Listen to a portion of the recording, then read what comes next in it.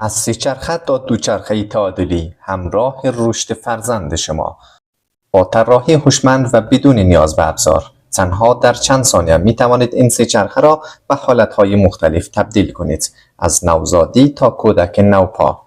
مکانیزم منحصر به فرد تبدیل چرخها، زین قابل تنظیم با روکش نرم و ضد لغزش TPR، دسته والدین با ارتفاع قابل تنظیم، کمربند امنی 5 نقطه‌ای، میله محافظ برای امنیت کامل، سایبان ضد UV برای محافظت کودک در برابر آفتاب، محفظه نگهداری ایدئال برای راحتی و نظم بیشتر، مناسب برای کودکان 10 ماهه تا بالای 2 سال، وزن سبک تنها 4.28 تا 6.75 کیلوگرم، ارتفاع زین قابل تنظیم و مناسب با قد کودک.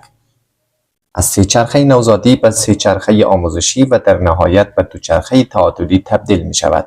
این همه در یک محصول. یک انتخاب ایدئال برای والدینی که به امنی، راحتی و نوآوری اهمیت می دهد. برای سفارش این محصول همین حالا از وبسایت ما دیدن نمایید: www.xpayo.com